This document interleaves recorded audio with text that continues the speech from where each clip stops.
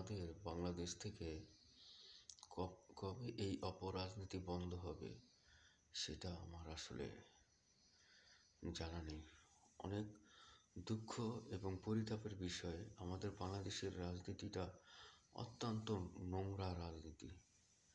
হাজার হাজার কোটি কোটি টাকা নিয়ে বাংলাদেশ থেকে নিয়ে বিদেশে মানে সুখে শান্তিতে জীবনযাপন করছে এবং বিগত বাংলাদেশে রাজনীতি করেও মানে রাজকীয় জীবন যাপন করেছে। আর সাধারণ জনগণ সাধারণই রয়ে গেছে। এখন তারা বিদেশে যেয়ে সেই তাদের দলের কর্মীদের, সাধারণ কর্মীদের তারা আদেশ করে যে এই দেশে নৈরাজ্য সৃষ্টি করার জন্য, এই দেশে অশান্তি সৃষ্টি করার জন্য।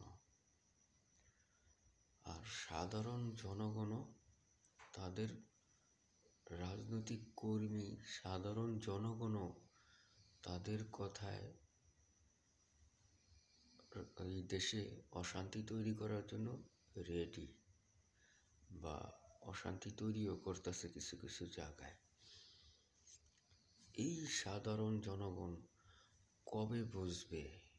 এই সাধারণ জনগণ কবে নিজেদের সত্তা বলে কিছু আছে, নিজেরা যে মানুষ, কোনো গোলাম না কারো, আল্লাহর সৃষ্টি শ্রেষ্ঠ জীব, আশরাফুল মাখলুকাত, তারা কারো গোলাম নয়, একমাত্র গোলাম আল্লাহর।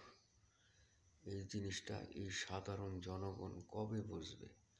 আর এই কবে বন্ধ হবে এই নোংরা রাজনীতি, এই ক্ষমতার পালাবদল, ক্ষমতার লোভ, ক্ষমতার মোহ, এটি কবে বন্ধ হবে?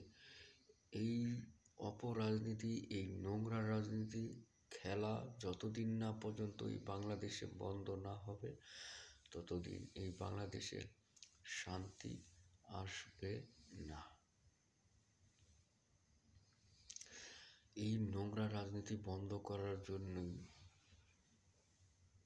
আমাদের এই বাংলাদেশে ইসলামী রাষ্ট্র কায়েম করা দরকার। ইসলামই পারে মানুষকে শান্তি দিতে।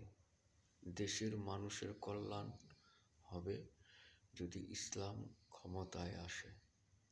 তাই আসুন আমরা আগামীতে ইসলামী দলের হয়ে কাজ করি, ইসলামী সরকার গঠন করি।